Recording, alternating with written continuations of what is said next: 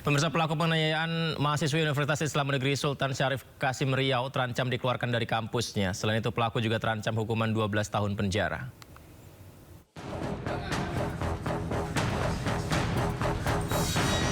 Pelaku pembacokan mahasiswi Universitas Islam Negeri Sultan Syarif Qasim Riau ditetapkan sebagai tersangka. Penetapan tersangka dilakukan setelah penyidik mengumpulkan keterangan saksi dan alat bukti awal. Selain menghadapi proses hukum, tersangka juga terancam sanksi akademik berupa pemecatan dari kampus. Dari hasil pemeriksaan polisi, tersangka nekat melakukan penganiayaan disertai pembacokan karena hubungan asmaranya ditolak oleh korban. Itu sudah dilakukan pengamanan dan saat ini sudah diamankan di Polsek Bina Widya dan demikian bisa kami sampaikan teman-teman. Dan ini pemberlakuan daripada undang-undang sudah diterapkan di Undang-Undang Nomor 1 Tahun 2020 ya Undang-Undang Nomor 1 Tahun 2023 tentang pasal 469 ya. Wakil Rektor 3 UIN Suska Riau Haris Simaremare menyatakan insiden ini menjadi evaluasi untuk memperkuat sistem pengawasan dan perlindungan bagi seluruh civitas akademik. Kampus secara internal memiliki aturan kode etik, tetapi jika dia kasus kriminal, biasanya otomatis mahasiswa ini akan mendapatkan hukuman terberat secara etis. Jadi untuk mencegah ke depan kita akan melakukan lagi, sebenarnya kita sudah kerjasama dengan Polda, BNN dan beberapa pihak untuk kemudian meningkatkan kewaspadaan kita di kampus. Atas perbuatannya tersangka terancam hukuman maksimal 12 tahun penjara. Ancaman pidana ini menjadi fokus penegakan hukum atas perbuatan kekerasan yang terjadi di area pendidikan. Norman Tarigan, terduga pelaku penganiayaan terhadap kekasihnya kini masuk daftar pencarian orang. Kasus yang menyeret Norman Tarigan terjadi di Bandung dan memicu kemarahan publik.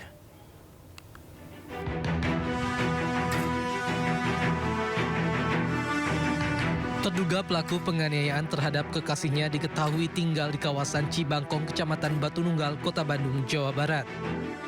Usai kasus kekerasannya mencuat, terduga pelaku Norman Tarigan menghapus seluruh akun media sosialnya.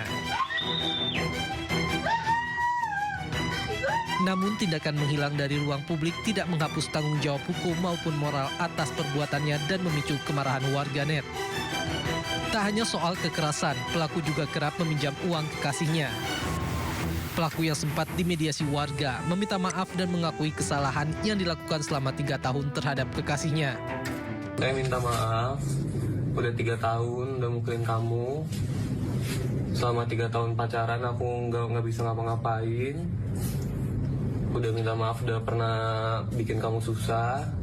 Untuk masalah utang aku usahain bayar. Dan apapun yang terjadi aku pokoknya usahain bakal bayar ke kamu. Udah?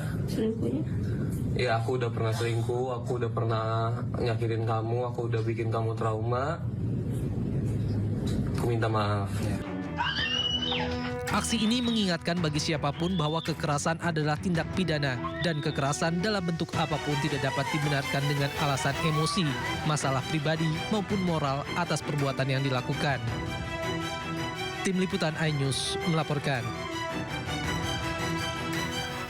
Pelaku pembacokan mahasiswi Universitas Islam Negeri Sultan Syarif Qasim Riau berinisial R akhirnya ditetapkan sebagai tersangka. Pelaku terancam hukuman 12 tahun penjara dan dikeluarkan dari kampus.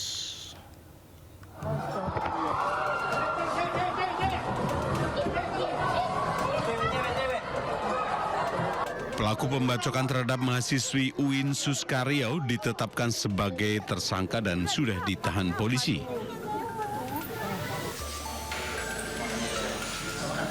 Tersangka dijerat Undang-Undang Nomor 1 Tahun 2023, Pasal 469 KUHP yang mengatur tindak pidana penganiayaan dengan ancaman hukuman maksimal 12 tahun penjara. Sudah dilakukan pengamanan dan saat ini sudah diamankan di Polsek Bina Widya dan demikian yang bisa kami sampaikan teman-teman. Dan ini pemberlakuan daripada undang-undang sudah diterapkan di Undang-Undang Nomor 1 Tahun 2020 ya, Undang-Undang Nomor 1 Tahun 2023 tentang pasal 469 ya, yang sudah jelas-jelas hukumannya ya jelas 12 tahun penjara dan untuk itu tersangka harus mempertanggungjawabkan perbuatannya. Sementara itu, pihak kampus akan memberikan sanksi tegas berupa pemecatan dari lingkungan akademik. Kampus secara internal memiliki aturan kode etik, tetapi jika dia kasus kriminal, biasanya otomatis mahasiswa ini akan mendapatkan hukuman terberat secara etis. Dari hasil pemeriksaan polisi, tersangka nekat melakukan penganiayaan yang disertai dengan pembacokan karena hubungan asmaranya ditolak oleh korban. Dari Pekanbaru Riau, Indra Yose Rizal, iNews melaporkan.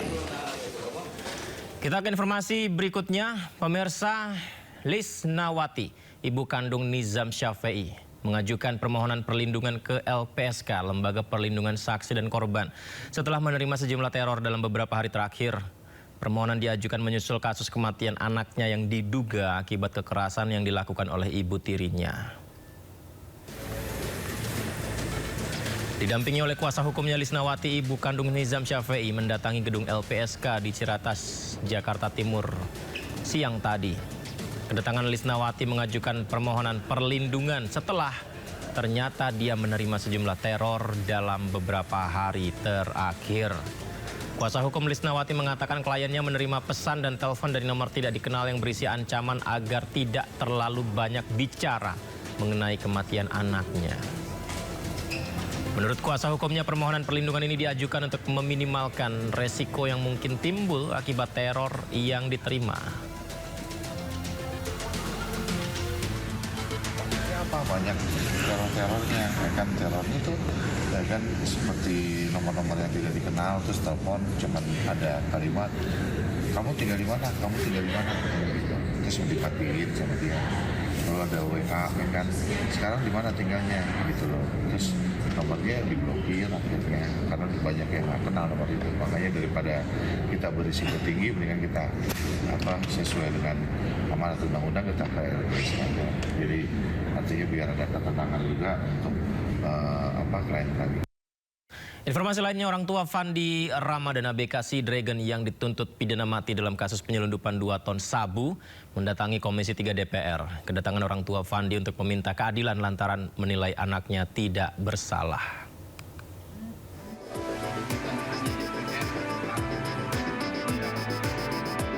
Didampingi kuasa hukumnya Hotman Paris, orang tua Fandi Ramadan, ABK Sea Dragon yang menjadi terdakwa dalam kasus penyelundupan 2 ton sabu mendatangi Komisi 3 DPR RI. Orang tua Fandi datang untuk mencari keadilan bagi anaknya yang dituntut pidana mati. Di depan anggota Komisi 3 DPR, Ibunda Fandi memastikan bahwa anaknya tidak tahu menahu kapal tersebut akan membawa narkotika. Saya selaku orang tua, saya mohon keadilan sama Bapak. Membantu saya untuk menyelesaikan masalah anak saya ini, Pak.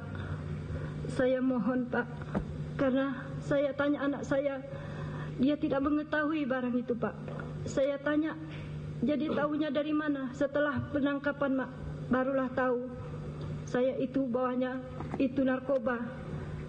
Jadi, apa kamu nggak bertanya? Saya tanya, waktu barang itu masuk, disuruh kapten kami mengangkat. Begitu saya angkat, saya udah nggak enak. Saya bilang sama kawan. Sementara kuasa hukum Fandi, Hotman Paris, menyebut bahwa Fandi adalah anak buah kapal yang baru bekerja selama 3 hari saat kapal tersebut ditangkap aparat. Jelas-jelas dia baru kerja 3 hari.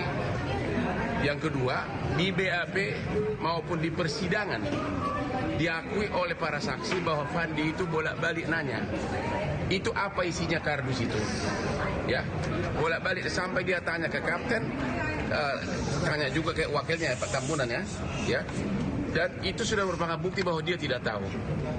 Padahal dan tidak ada saksi satupun yang mengatakan bahwa dia tahu. Sebelumnya, Fandi Ramadan bersama 5 kru kapal Sea Dragon, termasuk nahkoda kapal, ditangkap BNN, TNI Polri, dan Bea Cukai di perairan Tanjung Balai Karimun, Kepulauan Riau pada 21 Mei 2025 lalu. Kapal tersebut membawa 1,9 ton sabu yang berasal dari jaringan internasional Golden Triangle.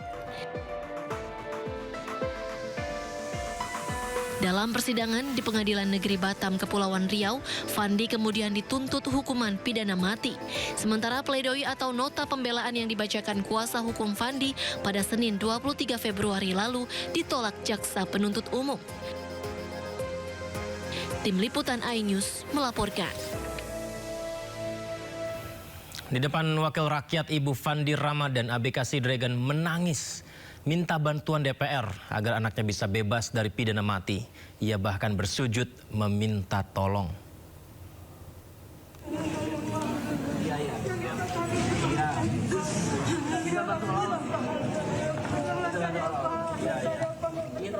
Seperti inilah kondisinya pemirsa. Ibu Fandi bersujud di hadapan anggota Komisi 3 DPR RI usai rapat dengar pendapat. Sambil menangis, Ibu Fandi Ramadan memohon bantuan kepada anggota Dewan agar bisa membantu anaknya yang tengah menjalani proses hukum. Ketua Komisi 3 Habibur Rahman meminta agar Ibu Fandi tidak bersujud dan berjanji akan bantu proses hukum Fandi Ramadan yang dituntut hukuman mati.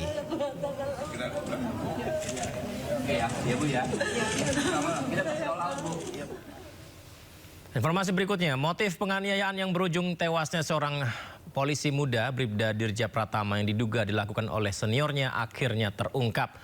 Korban diduga dianiaya karena dianggap tidak loyal dan tidak mengindahkan panggilan seniornya.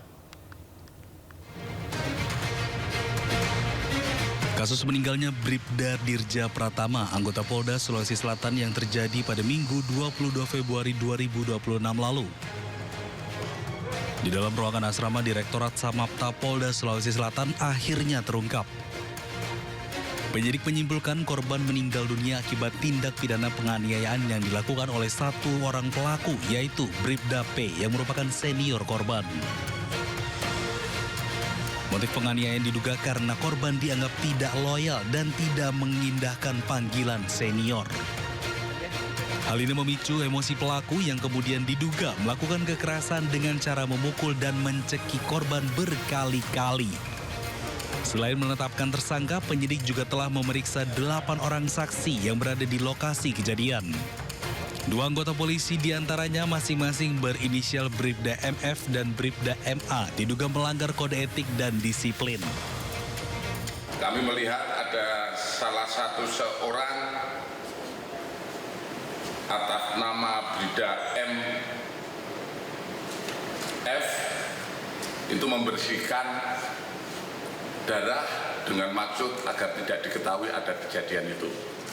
Kemudian kami melihat atau mendapatkan keterangan bahwa ada salah satu anggota, yaitu anggota atas nama MA ini yang melakukan pidana, dan satu orang anggota yang melihat kejadian tersebut tapi tidak melaporkan.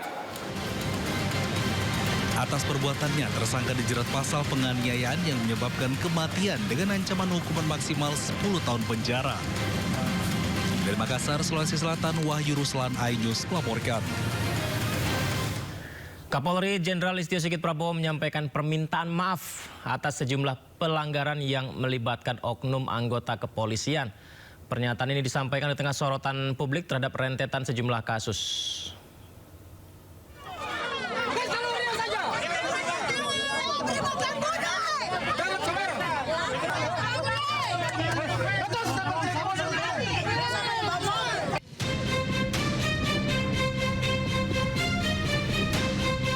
Rentetan pelanggaran yang melibatkan oknum aparat kembali mencuat.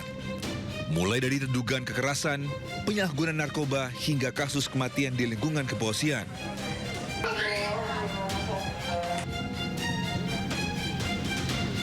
Salah satunya adalah seorang remaja tewas menjadi korban dugaan penganiayaan oleh anggota BRIMOB di Kota Tual, Maluku. Korban dipukul menggunakan helm di bagian kepala karena dituduh melakukan balap liar. Video kekerasan yang viral memicu kecaman publik dan mendorong tindakan tegas. Kapolri Jenderal Listio Sigit Prabowo pun meminta maaf atas jumlah pelanggaran yang dilakukan oleh anggota Polri. Saya mengucapkan permohonan maaf apabila di dalam keseharian kami mungkin ada perbuatan dari anggota-anggota kami yang disadari ataupun tidak disadari mencederai rasa keadilan publik. Oleh karena itu kami dalam hal ini kami mohon maaf, namun tentunya kami berjanji terhadap hal-hal yang sifatnya mencederai keadilan publik, apalagi yang sifatnya melakukan pelanggaran, maka kami tidak segan-segan untuk melakukan penindakan tegas. Rentetan kasus ini menegaskan bahwa reformasi internal kepolisian belum usai. Penegakan disiplin internal bukan sekedar komitmen, melainkan kebutuhan mendesak demi menjaga kepercayaan publik. Tim Liputan iNews melaporkan. Kita ke informasi lainnya, pemirsa. KPK menahan tersangka ke-7 dalam kasus dugaan suap dan gratifikasi mengenai importasi barang tiruan di lingkungan Direktorat Jenderal Bea dan Cukai. Penetapan tersebut lantaran ada keterlibatan tersangka dalam temuan uang 5 miliar rupiah di dalam koper.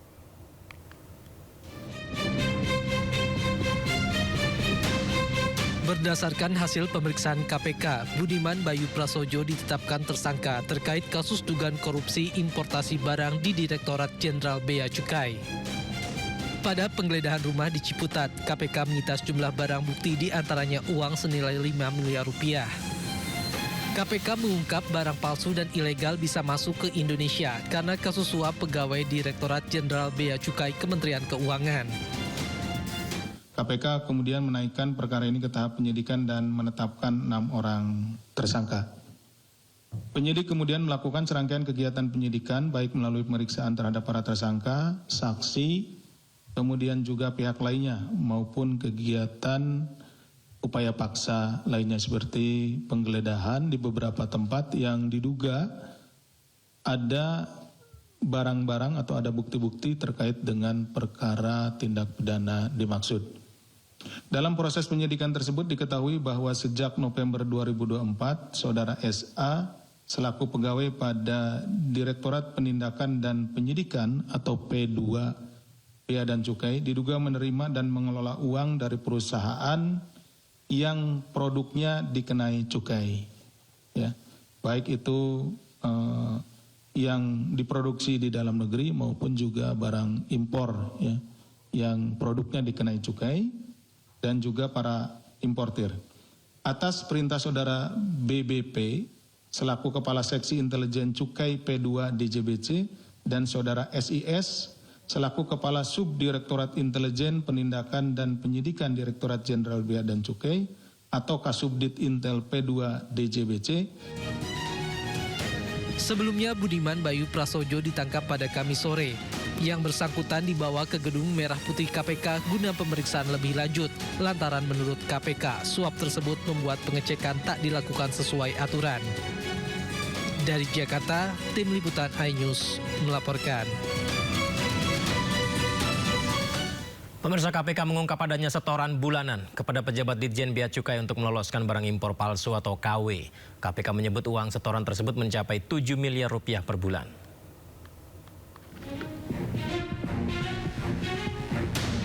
Komisi Pemberantasan Korupsi mengungkap ada setoran atau jatah bulanan sebesar 7 miliar rupiah untuk pejabat di Direktorat Jenderal Bea Cukai Kementerian Keuangan. Uang setoran ini untuk meloloskan barang impor palsu atau KW. Pelaksana tugas Deputi Penindakan dan Eksekusi KPK Asep Guntur Rahayu menambahkan penambahan jatah tersebut mulai dari Desember 2025 hingga Februari 2026. Berarti hanya 3 bulan, Desember 2025, Januari 2026, dan Februari 2026. Bahwa penerimaan uang ini juga dilakukan secara rutin setiap bulan sebagai jatah bagi para oknum di DJBC. Nih, bayangkan ini baru 3 bulan aja, tadi kan jumlahnya udah sekian ya. Apalagi dihitung mundur gitu ya, berapa bulan ke belakang. Dalam kasus ini KPK menetapkan 6 orang sebagai tersangka kasus dugaan suap importasi barang di Ditjen Bea Cukai. Penetapan ini merupakan kelanjutan operasi tangkap tangan KPK di Jakarta dan Lampung pada 4 Februari lalu. 1 dari 6 tersangka tersebut hingga kini masih buron. Tim Liputan iNews melaporkan. Majelis Hakim Pengadilan Tindak Pidana Korupsi menjatuhkan vonis terhadap sejumlah terdakwa klaster swasta dalam kasus korupsi tata kelola minyak mentah dan produk kilang PT Pertamina. Salah satunya anak Riza Khalid, Muhammad Keri Adrianto, yang divonis 15 tahun penjara.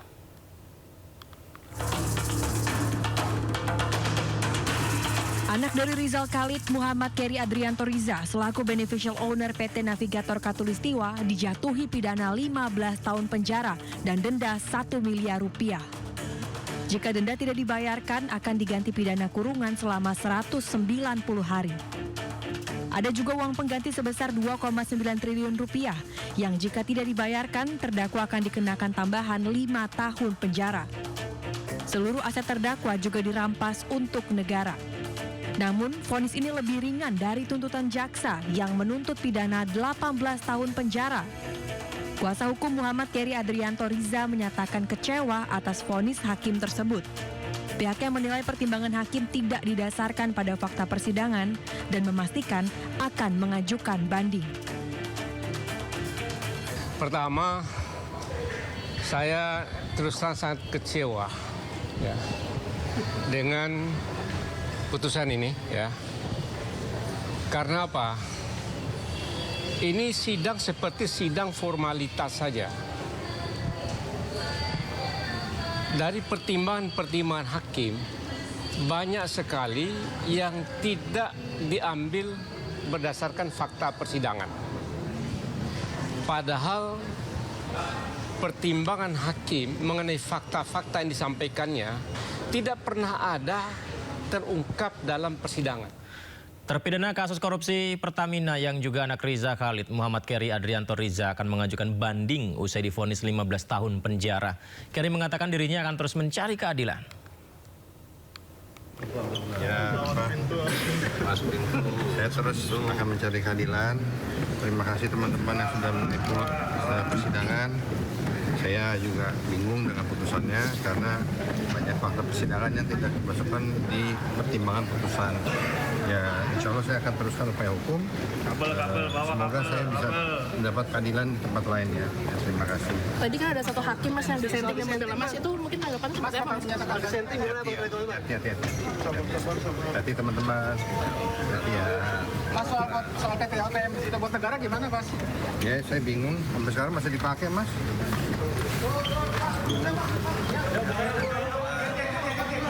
Perbedaan pendapat lagi Mas?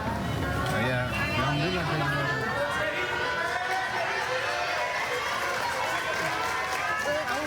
Mas sedikit Mas kalau disampaikan Mas untuk yang datang hari ini Mas. Ya, terima kasih ya teman-teman. Hati-hati teman-teman, hati-hati, sabar.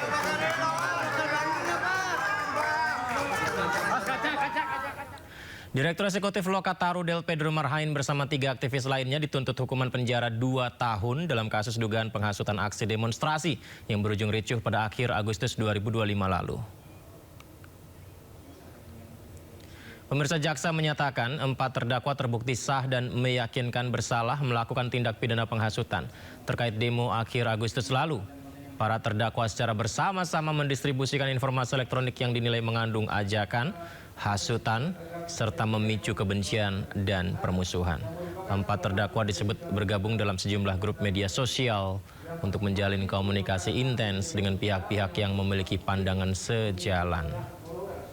Merupakan akun yang aktif memberikan informasi terkait isu hukum dan politik. Menanggapi tuntutan terhadap Del Pedro, Amnesty International Indonesia menilai tuntutan tersebut membenarkan skema operasi pembungkaman kritik oleh negara seperti yang telah diperingatkan oleh kalangan masyarakat sipil. Hanya mendampingi para pelajar untuk tidak menjadi korban penangkapan sewenang-wenang, tidak dicabut KJP-nya karena berdemonstrasi, dan menawarkan bantuan melalui posko yang mereka buat. Dan juga mereka berusaha untuk mencegah adanya penahanan sewenang-wenang. pembenaran terhadap kriminalisasi mereka sama dengan pembenaran untuk membungkam kritik-kritik yang sah dari warga negara. Tuntutan 2 tahun penjara ini adalah pembenaran terhadap apa yang dikhawatirkan oleh para kalangan masyarakat sipil sebagai operasi Pemirsa, media sosial dihebohkan tantangan debat terbuka antara Menteri HAM Natalius Pigai dengan Guru Besar UGM Zainal Arifin Muchtar soal isu HAM. Pigai pun menerima tantangan itu agar debat disiarkan langsung di televisi nasional.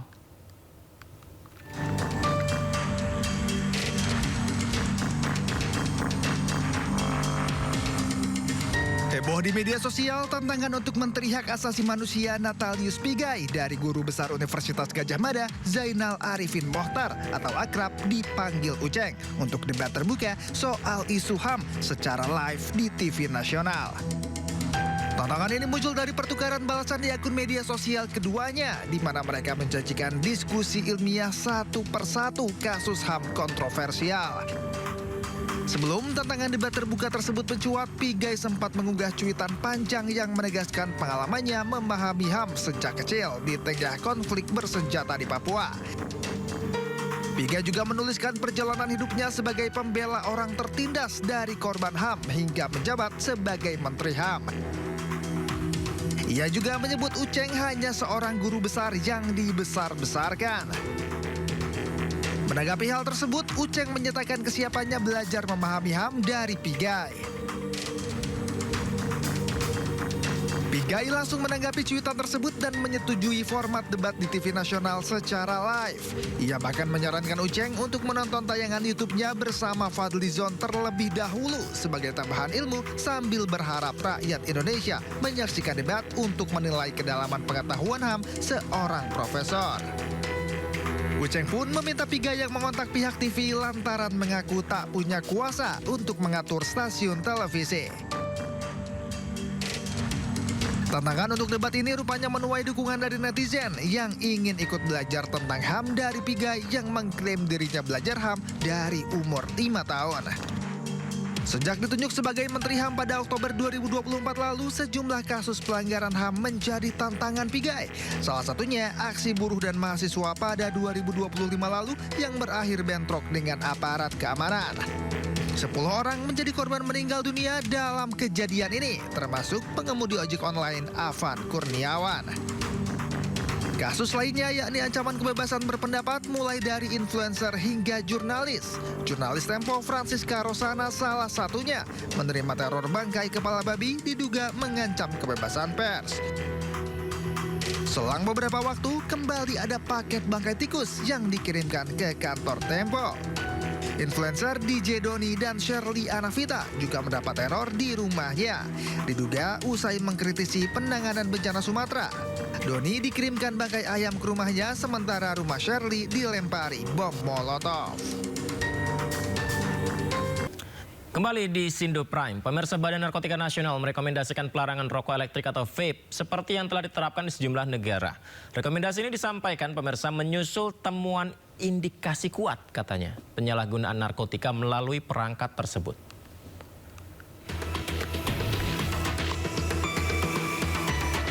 Badan Narkotika Nasional ungkap temuan terkait peredaran rokok elektrik atau vape yang mengandung zat narkotika jenis baru termasuk etomidate, obat bius cair. Dari hasil temuan BNN, vape menjadi salah satu media penyalahgunaan narkoba berdasarkan hasil uji sampel terhadap ratusan produk. Peredaran vape berisi etomidate atau obat bius sangat berbahaya karena penggunaannya sulit terdeteksi. Terkait hal itu, BNN berencana mengajukan rekomendasi pelarangan vape secara menyeluruh. Penyalahgunaan narkoba di dalam media vape itu memang sudah dalam tahap yang sangat membahayakan. Jadi kami memang memberikan rekomendasi agar vape pada akhirnya adalah dilakukan pelarangan seperti negara-negara yang lain. Vape tanpa narkoba maupun dengan narkoba itu juga sama bahayanya. Sebelumnya BNN telah memeriksa 438 sampel cairan vape dalam beberapa hari terakhir. Hasilnya 23,97% diantaranya positif mengandung narkoba. Dari Jakarta, Amri Narida, Jemi Jasin, iNews melaporkan. Temuan narkoba dalam liquid vape memang memicu resah di tengah warga, apalagi setelah BNN mengusulkan pelarangan demi menjaga generasi bangsa, alasannya pemirsa. Nah, sebagian mendukung atas nama keselamatan bersama, tapi sebagian lain mempertanyakan dampaknya bagi usaha. Di balik pro dan kontra yang menggema terselip tanya yang sederhana. Jadi jika alasan utamanya bahaya narkoba, mengapa tidak fokus pada penindakan distribusi ilegalnya? Kita bahas lebih dalam bersama dengan narasumber kita, Ketua Umum Asosiasi Personal Vaporizer Indonesia, Budianto. Selamat malam, Assalamualaikum Mas Budi. Halo, selamat malam Mas. Baik, terima kasih. Selamat malam.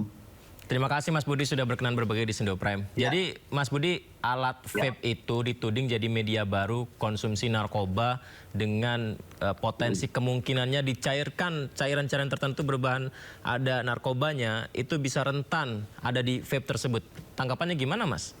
Ya, jadi pertama-tama ini kan sekarang ini dinamikanya lagi luar biasa ya tentang vape ini terkandung ada konsumsi ada kandungan narkoba. Pertama-tama saya dari APVI menghormati kewenangan dan keperhatian BNN dalam menjaga masyarakat dari bahaya narkoba. Namun kami dari asosiasi juga perlu menegaskan bahwa produk rokok elektronik yang legal dan berizin dan diawasi oleh negara tidak bisa disamakan dengan yang disalahgunakan dengan zat narkotika. Karena liquid vape yang legal yang beredar di Indonesia telah melalui proses regulasi pengawasan. Yang menjadi masalah adalah oknumnya, yang bukan kita industri yang legal yang kita semuanya ini aman aja, akhirnya jadi terdampak gitu. Karena saya ada sebelum ini saya juga pernah berdiskusi. Kita pernah ada di salah satu stasiun TV. Saya dengan Bapak yang dari BNN juga, Bapak Eko kalau nggak salah ya. Saya berdiskusi, saya bertanya balik. Saya tanya, apakah yang ditemukan vape ditemukan ada narkobanya itu, ada pita cukainya? Mereka bilang sampai saat ini tidak pernah ada ditemukan yang berpita cukai ada narkobanya. Jadi sama sekali nggak pernah ada gitu di sejarahnya gitu. Berarti ditemukan, tapi ada berpita cukai gitu. Bisa disimpulkan begini, kalau vape tersebut legal, ada pita cukainya, maka tidak bisa dijustifikasi bahwa semua vape berbahaya. Tapi kalau yang ilegal sudah jelas-jelas kita tidak bisa memantau apa kandungan di dalamnya, begitu? Betul Mas, karena kita juga di asosiasi pengawasannya juga cukup ketat ya. Kita dari dulu ini kan sudah, ini dinamika narkoba ini sebenarnya sudah ada dari tahun-tahun sebelumnya gitu. Cuman memang ini lagi gencar-gencarnya baru sekarang. Dari dulu setiap ditemukan itu selalu pelakunya bukan dari pelaku industri yang legal. Selalu ditemukannya dulu pertama kali yang besar-besaran itu di Kelapa Gading, itu juga bukan orang yang kayak kita yang ada di industri yang kita berizin gitu. Ada ditemukan zat narkoba. Jadi mereka ini adalah oknum semua Mas gitu. Baik. Jadi ya. Mas Budi, gimana kalau misalnya kekhawatirannya adalah penggunaan alat vape tersebut yang saya nggak tahu ya apakah bisa berfungsi seperti bong sabu katakanlah, saya nggak tahu apakah itu ya, makanya seperti itu gimana? Makanya gini Mas, jadi kalau misalkan kayak kita juga tahu ya bong sabu ataupun apapun narkobanya itu kan selalu memakai media, misalkan jarum suntik ataupun botol atau sedotan itu, tapi kan bukan industri itunya yang dihabisi gitu. Tapi kan ini adalah penindakan dari BNN-nya harus lebih diperketat. Kami juga dari asosiasi sudah bersurat ke BNN, semoga suratnya juga diterima. Kita siap berkolaborasi, kita berantas sama-sama ke depannya supaya hal ini tidak terjadi. Karena yang dirugikan ini bukan hanya sebagai pengusaha Mas, tapi sebagai orang yang sudah bermigrasi dari rokok konvensional ke rokok elektronik. Ini kan sudah banyak orang yang sudah merasakan manfaatnya ya. Ini mumpung ada Mas Budi. Dan secara kajian, vape itu juga sudah dikaji. Sama BRIN kita sudah dikaji. Dan vape itu 95% juga lebih baik daripada rokok konvensional. Tapi memang tidak bilang ini sehat, tapi ini lebih baik ya. Ini kan namanya tobacco harm reduction ya.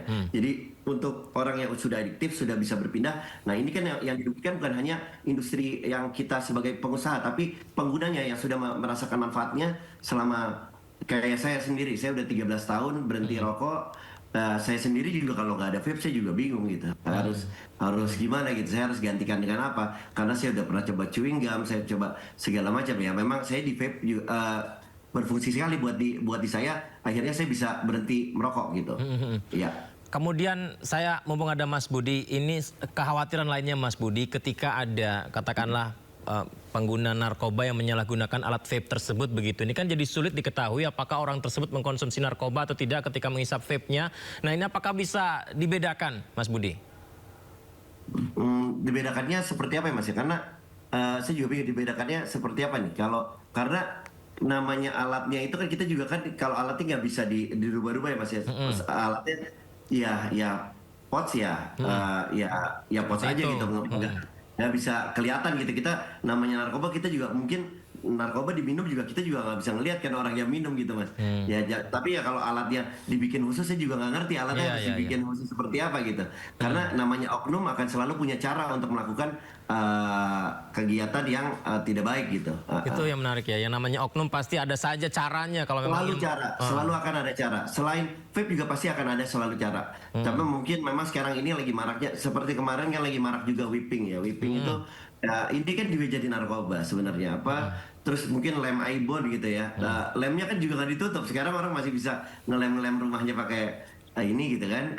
Ya segala macam banyak lah yang bisa dijadikan. Cuma memang akhir-akhir ini marak sekali vape yang orang vape-nya jadi di masyarakat terdampak vape itu sangat negatif sekali gitu. Padahal kita juga banyak bukan hanya dari pengusaha tapi dari sisi penggunanya tuh sangat terbantu dengan adanya vape gitu. Jadi sesuatu yang tadinya sebenarnya tidak berbahaya karena memang kegunaannya bukan untuk dikonsumsi begitu, tapi disalahgunakan ya semua benda juga bisa menjadi efeknya narkoba gitu ya. Betul. Baik. Mas Budi, regulasi untuk penggunaan vape ini tadi yang Anda sampaikan bahwa yang resmi itu bisa dijamin bahwa ini tidak ada kandungan macam-macam begitu, semua sudah sesuai dengan standar aturannya. Tapi bagaimana, apakah di Indonesia ini regulasinya sudah cukup baik? Apakah masih terlalu gampang untuk mencari vape yang ilegal begitu dalam kandungannya? Kalau vape yang ilegal itu, tapi kalau kayak kita di industri yang legalnya Mas, itu saya aja juga bingung waktu kita pernah sempat konferensi pers juga kita pernah ada undangan dari BNN. Tangerang saya baru tahu tuh ada kandungan namanya etomodit apa segala macam. Itu kita baru tahu. Sedangkan kita di industri ini selalu pengawasannya kan setiap ada liquid yang rilis, setiap itu kan sudah ada basis kajiannya Mas ya. Semua pabrik yang sudah mau merilis biasanya mereka ada tes dari kita tes ke lab supaya kita tahu kadarnya supaya kita bisa rilis gitu Mas. Jadi harusnya pengawasannya udah cukup bagus di Indonesia ini. Cuma dengan adanya narkotika ini yang sangat mengganggu aja gitu. Tadinya industrinya lagi sangat berkembang, lagi sangat bagus. Kajiannya juga sudah banyak dilakukan, salah satunya oleh BRIN juga. Dan kita juga harus berkaca dari negara-negara yang berkembang Mas, seperti UK itu Public Health of England itu statement bahwa vape itu 95% lebih baik daripada rokok, dan mereka di rumah sakit itu menjual vape buat solusi untuk mereka yang berhenti rokok loh Mas. Di rumah sakit itu ada, dan juga di tahun 2 tahun lalu atau setahun lalu itu Perdana Menterinya itu membagikan vape 1 juta atau 2 juta gratis kepada ini, karena mereka yakin bahwa vape adalah masa depan daripada industri rokok konvensional karena lebih less harmful ya, karena tingkat resikonya lebih kecil, makanya pemerintahnya sangat mendukung sekali gitu. Nah di Indonesia ini maraknya luar biasa karena narkoba, padahal di luar ya narkobanya lebih banyak aja ada, tapi ini tidak pernah dipermasalahkan gitu. Oke, kami mendapat pesannya. Mas Budi, menarik tadi yang disampaikan tentang kandungan vape yang katakanlah lebih baik daripada rokok ya. Tapi saya ingin Mas Budi menjawab tentang adanya penilaian rokok elektronik memiliki dampak negatif terhadap kesehatan. Kita simak dulu ya Mas Budi dan pemirsa informasinya berikut ini.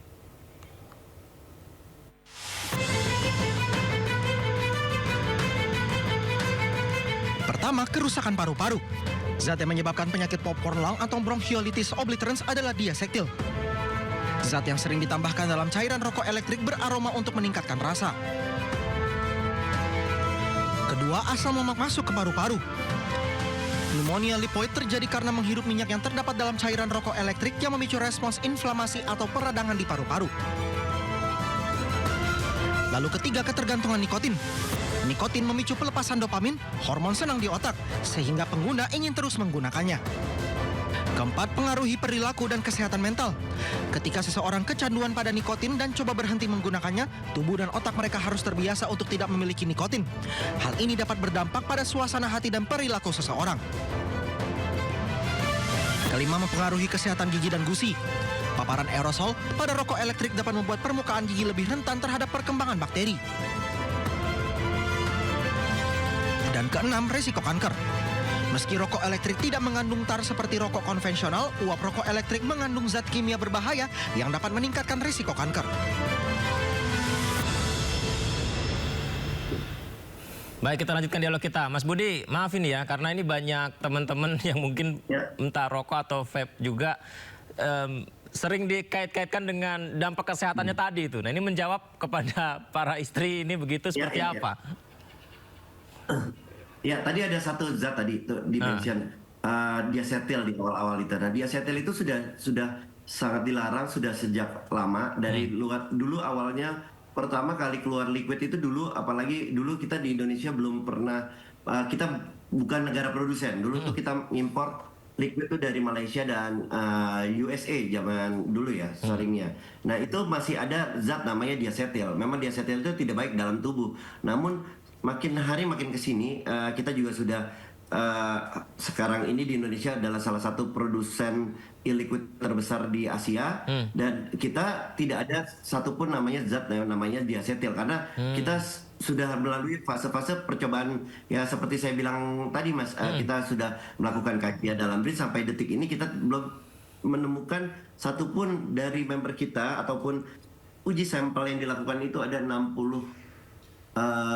brand kalau nggak salah itu. 60 brand itu tidak ada satupun yang mengandung diacetyl gitu. Jadi harusnya itu udah salah satu resiko yang sudah dijauhi. Yang kedua tadi kerusakan paru-paru, gigi lah terutama ya. Kalau saya sih merasakan ya Mas, saya sendiri tadinya perokok berat, saya itu harus yang tadinya saya ngerokok 3 bungkus sehari, saya tuh setiap sebulan sekali tuh harus bersihin karang. Saya tapi sampai sekarang saya udah 12 hampir 13 tahun saya konsumsi vape, alhamdulillah saya tidak pernah harus bersihin karang Mas. Yang ya serutin itu ya, mungkin setahun sekali saya akan cek, tapi kalau dulunya tuh memang beda Mas. Jadi kalau rokok konvensional Mas bisa rasain simpelnya gampang. Mas habis ini kalau punya teman ngerokok, ambil rokok, dihisap, coba taruh di baju, dihembuskan gini, itu sisanya pasti akan keluar kuning-kuning. Oh, masih ada sisanya ya? Tapi kalau vape itu nggak ada. Saya jamin 1000%. Saya jamin 1000%. Kalau ini nggak terjadi, boleh nggak usah kenal saya lagi. Coba dicek. Kalau rokok ditaruh di contoh tisu lah, ditaruh rokok konvensional, itu akan nyisa dia, ada kuning-kuningnya. Tapi kalau vape nggak ada. Vape itu kan uap, jadi dia tidak ada pembekasannya. Coba Mas boleh cek lah, mungkin bisa tanya temen yang ngerokok, coba suruh bandingkan deh. Berarti lebih baik vape ketimbang rokok yang memang masih suka menyisakan bekas ketika digunakan gitu ya? Ya, tapi saya tidak bilang vape itu sehat ya. Cuma vape itu lebih baik daripada rokok konvensional. Ya lebih baik memang tidak merokok, tidak vape, tidak merokok. Itu solusi yang terbaik adalah tidak dua-duanya. Namun kayak seperti saya, mungkin ada seperti teman-teman yang sudah kecanduan rokok udah sejak remaja, udah sejak dari umur 20 tahun, 17 tahun, 18 tahun kita sudah merokok. Ya ini solusi yang terbaik buat kita berhenti rokok ya memang vape. Belum sampai saat ini belum ada lagi pengganti yang terbaik. Saya harap mungkin ke depannya akan ada, tapi sampai sekarang ini kita sudah coba namanya nikotin patch, terus nikotin gum, itu belum bisa menggantikan. Iya. Mas Budi, satu lagi Mas. Ini kan kalau dikait-kaitkan dengan narkoba, ini kan tadi juga orang bertanya jadi saya berarti harus yang mencari yang legal begitu. Apakah ada perlu regulasi khusus baru lagi begitu supaya meyakinkan pemerintah bahwa ini loh vape yang benar begitu, sehingga jangan dikait-kaitkan lagi begitu Mas Budi, atau mungkin perlu dilibatkan dari APVI untuk bisa berkontribusi kepada BNN misalkan? Oh iya, justru itu Mas. Tadi yang saya bilang kalau regulasi baru tuh tidak perlu ya, karena sekarang itu pengawasannya sudah cukup sangat baik. Kita juga mengapresiasi sama pemerintah yang sudah memberikan kita ruang untuk berkarya juga. Dan saya rasa kita sudah bersurat ke BNN juga. Marilah kita kalau bisa kita bersama-sama jangan sampai narkoba ini dikait-kaitkan ke vape, biarpun ini akan terjadi tapi jangan industrinya yang kena. Nah, kita siap berkolaborasi gimana caranya kita ke depannya cari solusi supaya benar-benar kita tutup pintunya. Karena sampai saat ini, Mas, selalu penangkapan pun tidak pernah adanya di toko vape. Jadi kenapa kita yang bercukai, kita membayar kontribusi ke negara, kita berjuang dari saya tuh berjuang dari 2013 sampai detik ini, kita tuh baru dicukaikan tuh tahun 2018, Mas. Tadinya tuh kita masih abu-abu lah, Mas. Dan kita alhamdulillah akhirnya kita bisa diterima oleh pemerintah setelah perjuangan kita, akhirnya 2018 dicukaikan. Ya sampai sekarang udah industri udah makin matang. Nah, udah lagi bagus-bagusnya, semuanya perkembangannya juga bagus, positif untuk semua pihak. Tapi ada narkoba ini yang jadi berat buat industri. Mencoreng dan gitu ya. juga bukan hanya mewakili industri sebagai pengguna. Saya sebagai pengguna juga sangat keberatan. Mungkin makanya kita nggak pernah tahu apa yang akan terjadi. Ya semoga dari pihak BNN juga lihat dari kacamata besarnya juga gitu, dari sisi pengguna, jangan tanya dari sisi pengusaha. Kalau dari sisi pengusaha aja pasti kita akan kenal lo, kalian emang usahanya di sini. Tapi coba deh, boleh coba tanya sama orang-orang yang sudah merasakan manfaatnya, mendapatkan rokok alternatif selain rokok konvensional. Rokok konvensional. Baik, Mas Budi, terima kasih banyak ya. Kapan-kapan mungkin bisa kita ngopi-ngopi nanti, Mas Budi ngobrol lagi Mas, ya. terima kasih banyak, Mas. Terima kasih banyak ya, Mas Budi ya. Assalamualaikum, selamat malam, Mas Budi. Terima kasih. Baik, pemirsa, informasi berikutnya saya ingin minta pendapat Anda, pemirsa. Misalkan Anda memiliki anggaran, dan Anda ada dua pilihan.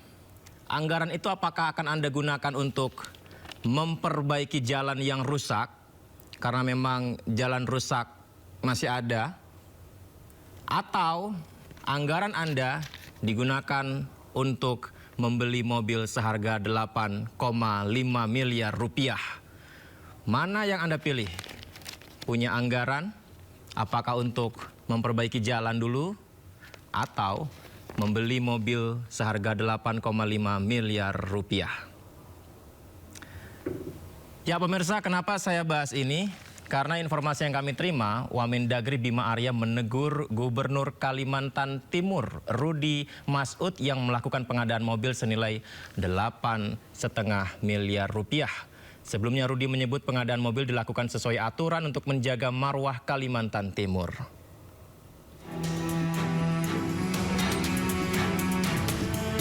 Wakil Menteri Dalam Negeri Bima Arya menegur Gubernur Kalimantan Timur Rudi Masud yang melakukan pengadaan mobil senilai 8,5 miliar rupiah.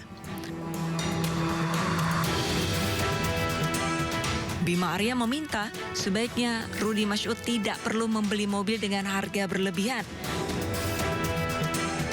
Sebelumnya, pengadaan mobil dinas senilai 8,5 miliar rupiah di tengah kebijakan efisiensi anggaran memicu sorotan publik di Kalimantan Timur.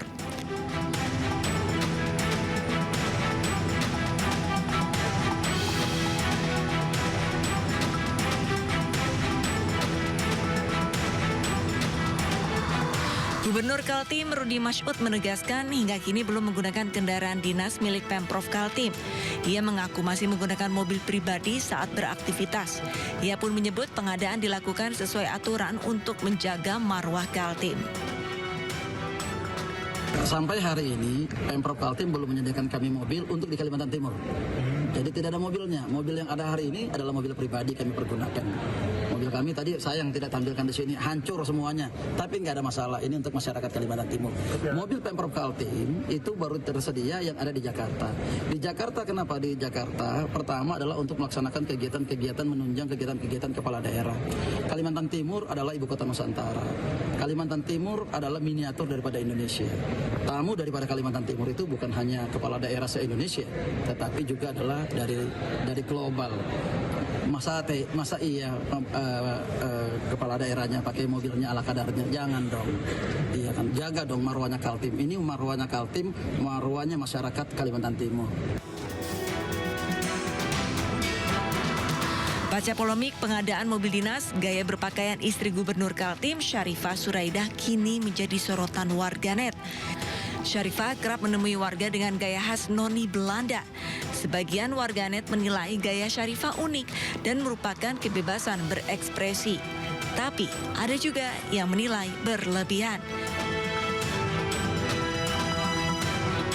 Dari Samarinda, Kalimantan Timur, Ardi Wirya, iNews melaporkan.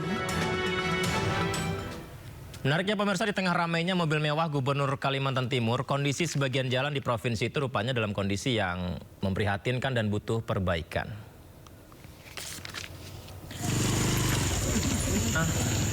Di Jalan Bentian Besar Kabupaten Kutai Barat yang merupakan jalan utama penghubung antar provinsi antara Kalimantan Timur dan Kalimantan Tengah mengalami kerusakan dan menghambat aktivitas warga.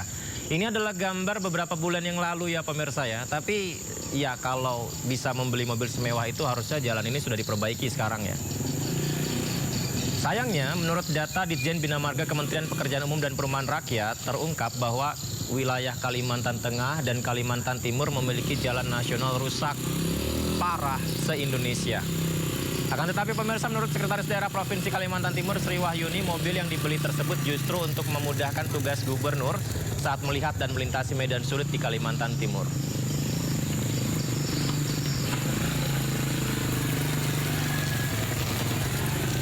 Ya, saya pikir kalau jalannya bisa diperbaiki semuanya begitu ya, mobil mewah pun rakyat tidak akan protes, asal jalannya diperbaiki. Informasi berikutnya, Presiden ke-7 RI Joko Widodo merespon soal gugatan ke Mahkamah Konstitusi agar melarang keluarga Presiden dan Wakil Presiden untuk maju di pemilihan Presiden. Joko Widodo menegaskan setiap warga negara memiliki kedudukan konstitusional yang sama dan ia akan menghormati putusan MK.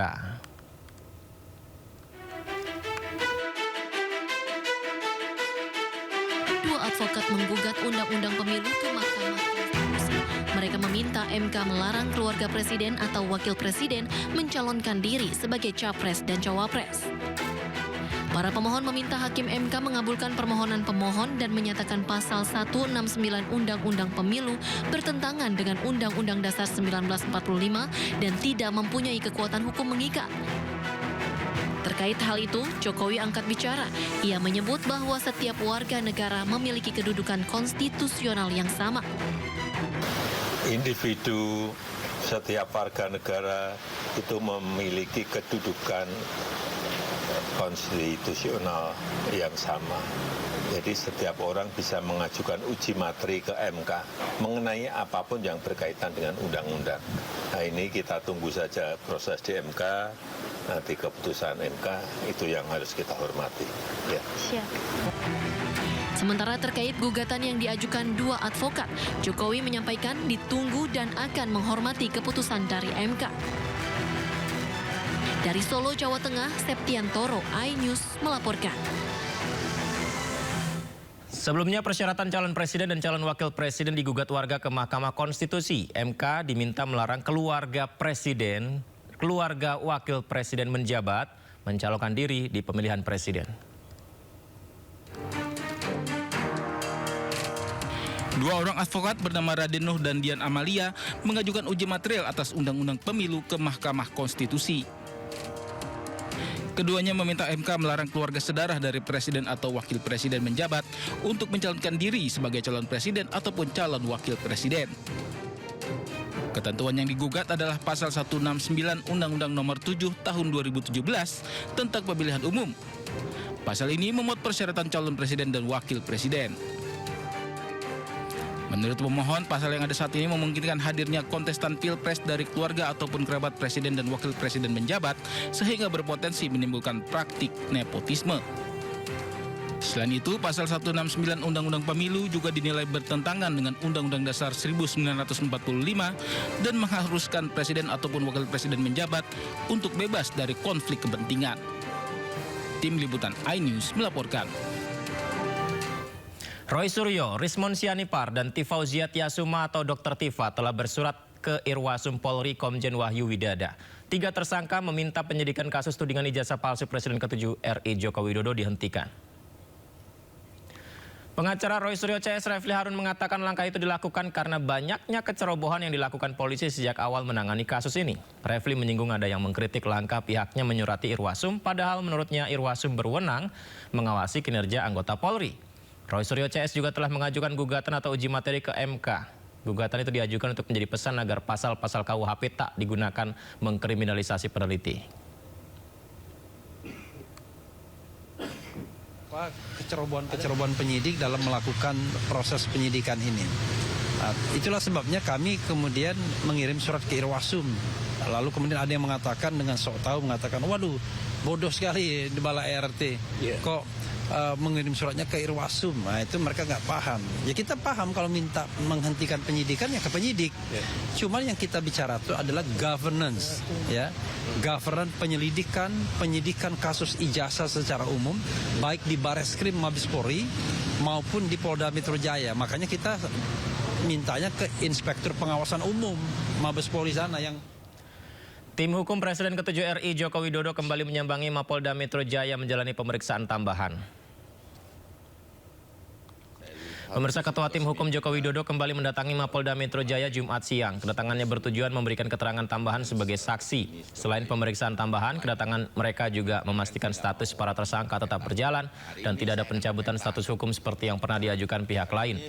Pihaknya menegaskan bahwa tim hukum telah dibentuk secara resmi oleh Joko Widodo sejak 2 bulan lalu menangani persoalan hukum Presiden ke-7 RI. Yang dilaporkan, ya. Jadi intinya kedatangan saya ke sini ini pemeriksaan tambahan.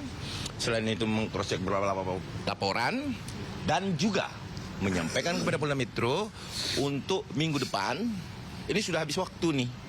Saya rasa dilanjutkan saja untuk pemeriksaan ahli bagi tersangka karena haknya sudah diberikan. Jadi jangan juga nih ada opini lagi nih berkembang bahwa ini sudah lewat waktu dan lain-lain sebagainya. Padahal ini kesempatan yang kita berikan kepada pihak tersangka untuk mengajukan saksi ahli, ya, seperti apa yang diajukan pada saat gelar perkara khusus. Karena gini, rekomendasi gelar perkara khusus itu mewujudkan untuk pemeriksaan pemeriksaan ahli mereka. Itu yang pertama. Terus status tersangka itu tetap tidak dicabut, ya, berbeda dengan yang diajukan Egy Sujana dan DHR, yaitu dia mengajukan restoratif justice yang mereka anggap bisa melepaskan mereka dari status tersangka. Kita lihat, dan pesan Pak Jokowi adalah yang paling utama adalah kita ketemu di pengadilan dan itu adalah ranah di mana nama baik beliau bisa kembali pulih. Kita ke informasi lain, warga pemirsa usai digugat warga akibat menimbulkan kebisingan, lapangan padel di kawasan Pulau Mas Jakarta Timur resmi disegel permanen oleh pemerintah kota administrasi Jakarta Timur. Sebelumnya, warga Pulau Mas memenangkan gugatan terhadap izin pembangunan lapangan pedal di lingkungan mereka usai Majelis Hukum PT UN Jakarta mengabulkan gugatan secara keseluruhan. PT UN menyatakan izin yang diterbitkan pemerintah atas lapangan pedal tidak sah. Kamis lalu, Kepala Suku Dinas Citata Kota Administrasi Jakarta Timur menegaskan akan melakukan penyegelan secara permanen terhadap sertifikat layak fungsi lapangan tersebut. Memangnya ada bagian bangunan yang tidak sesuai di dalam. Ya, ada bagian area yang dia bangun harusnya tidak boleh dibangun. Cuma kemudian Pak Guru kita harus melakukan penyegelan terhadap operasionalnya karena bangunan tidak memiliki izin. Sehingga kita lakukan dua tadi, penyegelan terhadap bagian, nanti setelah itu kita akan segel terhadap kesehatan permanen sampai nanti mereka memenuhi persyaratan yang nanti sedang kita bahas. Informasi terkini, lapangan pedal sudah tidak beroperasi kembali sejak penyegelan. Berdasarkan laporan, area lapangan sepi dan tertutup. Pemirsa, saat ini saya berada di kawasan Pulau Mas Jakarta Timur di lokasi lapangan padel yang sudah resmi disegel secara permanen oleh pemerintah Kota Administrasi Jakarta Timur.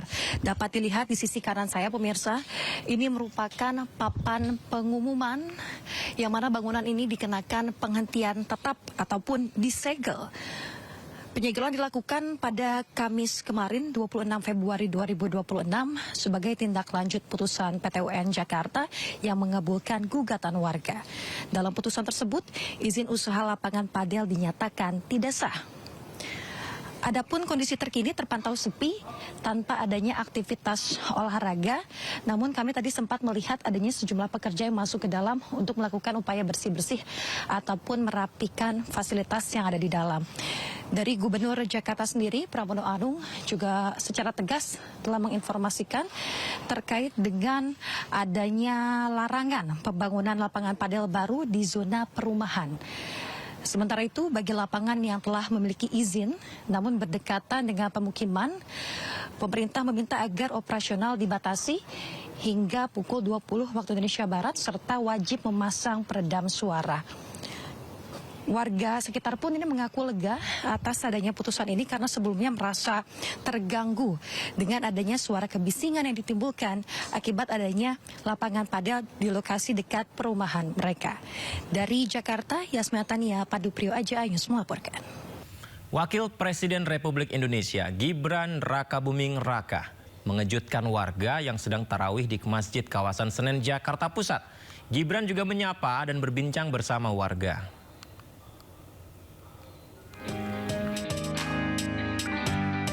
Wakil Presiden Gibran Rakabuming Raka tiba-tiba datang ke Masjid As-Saidi di Jalan Kenari, Senen, Jakarta Pusat. Sejumlah jemaah pun terkejut melihat Gibran masuk ke dalam masjid dan menunaikan sholat tarawih berjamaah. Usai sholat tarawih, Gibran juga menyempatkan diri menyapa warga. Gibran meladeni warga yang meminta berfoto bersama sambil berbincang santai.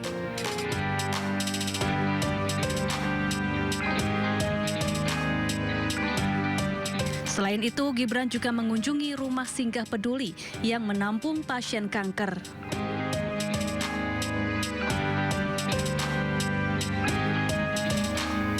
Pemirsa, bak sebuah kerajaan masjid unik yang berada di Cirebon, Jawa Barat menarik perhatian warga yang melintas. Seperti apa keunikan masjid tersebut? Kita simak berikut ini.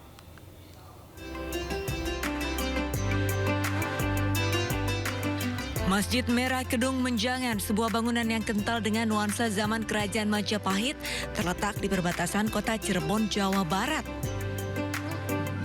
Bangunan unik dan ornamen yang ada di dalamnya menandakan masjid ini syarat akan akulturasi budaya serta nuansa kuno zaman kerajaan. Masjid yang juga dikenal dengan nama Masjid Nur Buat ini memiliki tiang-tiang yang sangat kokoh dan memiliki artikulasi simbol agama Islam, yakni 33 tiang berwarna merah sebagai simbol zikir kepada Yang Maha Kuasa, serta 17 tiang berwarna putih yang berarti jumlah rakaat dalam sholat wajib setiap hari. Tiang kan ini 17 ya, berarti kan menandakan 17 rakaat. Kalau di dalam 9 wali kan ya. Kalau disebut Masjid Merah, merah itu berani untuk kebenaran, membela yang benar.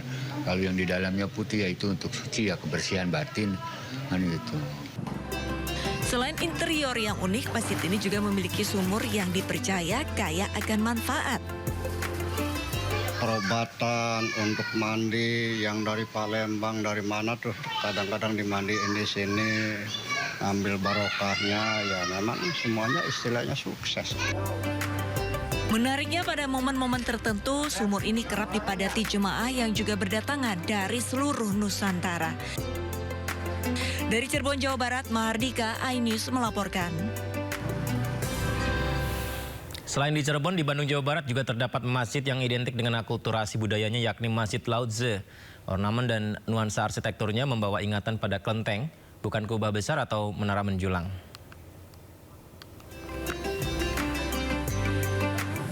Pemilihan warna merah, kuning, dan hijau di Masjid Lao-Tze II bukan keputusan estetika semata. Di dalamnya tersimpan filosofi yang dirancang secara khusus untuk membangun rasa kedekatan, khususnya bagi etnis Tionghoa yang datang untuk belajar atau memeluk Islam. Masjid ini memiliki ikatan kuat dengan etnis Tionghoa, sehingga arsitektur masjid mengikuti budaya kaum Tionghoa. Masjid Lao-Tze II Bandung memang bercorak Tionghoa, arsitekturnya campur antara Tiongkok dan Timur Tengah. Nanti bisa dilihat dari background yang ada di belakang saya, terutama yang di sebelah mimbar, itu ada perpaduan arsitektur Tiongkok dan arsitektur Timur Tengah. Dalam perjalanannya, Masjid Lao-Tze II Bandung merupakan pengembangan dari Masjid Lao-Tze Jakarta yang lebih dulu berdiri pada 1991. Perbedaannya, jika Masjid Lao Tse Jakarta tumbuh di kawasan pecinan dengan mayoritas mu'alaf dari etnis Tionghoa, Lao Tse II Bandung justru mencerminkan wajah yang lebih beragam. Mengapresiasi bagus. Terus juga di sini pembinaannya dari pengurus ini banyak ini pengajian segala itu ya. Hanya saya belum pernah mengikutinya gitu. Selama Ramadan, Masjid Lao Tse II menggelar majelis kajian sore. Kajian digelar di pelataran masjid, pengajian dibarengi dengan pembagian makanan berbuka. Takjil tak hanya dibagikan kepada jemaah, tetapi juga kepada orang-orang yang melintas di sekitar masjid. Dari Bandung, Jawa Barat, Yanuar Candika, iNews melaporkan. Di jantung kota Beograd, Serbia terdapat sebuah saksi bisu perjalanan panjang sejarah Islam di Eropa Timur. Dari ratusan masjid yang pernah berdiri, kini hanya tersisa satu bangunan yang masih kokoh bertahan. Masjid Bajrakli bukan sekedar tempat ibadah, melainkan simbol ketangguhan, melewati berbagai konflik, hingga perubahan zaman. Seperti apa jejaknya? Berikut laporan diaspora Indonesia Lolandra dari Beograd, Serbia. Halo semuanya, aku Lolandra dan saat ini aku sedang berada di satu-satunya masjid yang ada di Belgrade, Serbia, yaitu Masjid Bajrakli yang diperkirakan sudah dibangun sejak abad ke-16 Masehi dan menjadi satu-satunya masjid yang masih berdiri sampai saat ini. Pada masa lalu, Beograd diketahui pernah memiliki ratusan masjid. Namun sebagian besar hilang akibat perang dan perubahan politik sepanjang abad ke-18 hingga ke-19. Masjid yang diperkirakan dibangun pada abad ke-16 ini berdiri di kawasan kota tua dan menjadi saksi perubahan kekuasaan, konflik, serta dinamika sosial yang membentuk wajah Beograd modern. Nama Bajrakli sendiri berasal dari kata Turki, yakni bayrak, yang berarti bendera. Secara historis, bendera pernah dikibarkan di menara masjid sebagai penanda waktu sholat bagi komunitas muslim di kota. Tradisi tersebut menunjukkan peran masjid tidak hanya sebagai tempat ibadah, tetapi juga sebagai pusat koordinasi kehidupan masyarakat muslim pada masanya. Dalam perjalanan sejarahnya, bangunan ini juga sempat mengalami perubahan fungsi. Saat wilayah Beograd berada di bawah kekuasaan Austria pada abad ke-18, masjid sempat dialihfungsikan menjadi gereja sebelum akhirnya kembali menjadi masjid ketika kekuasaan berganti. Memasuki era modern, Masjid Bajrakli tetap berfungsi sebagai pusat kegiatan keagamaan umat muslim setempat. Meski sempat mengalami kerusakan akibat kerusuhan pada awal tahun 2000-an, masjid kemudian dipugar dan kembali digunakan hingga saat ini. Keberadaan Masjid Bajrakli saat ini dipandang sebagai simbol keberagaman sejarah dan budaya Beograd. Sebuah pengingat bahwa kota di persimpangan Eropa Timur dan Barat ini pernah menjadi ruang pertemuan berbagai peradaban dan tradisi keagamaan. Istanbul menyelenggarakan berbuka puasa gratis di alun-alun kota. Ribuan orang mengantri untuk menikmati hidangan secara cuma-cuma.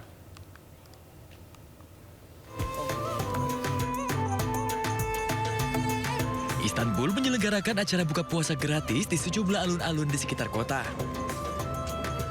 Tenda-tenda didirikan untuk menampung ribuan orang yang ingin berbuka puasa selama bulan Ramadan. Warga setempat berbaris di depan tenda sebelum masuk dan berbuka puasa. 4 jenis makanan disediakan untuk sedikitnya 8.000 orang. Selain membantu masyarakat berpuasa, proyek ini menjadi momen yang indah untuk saling mengenal dan bersilaturahmi.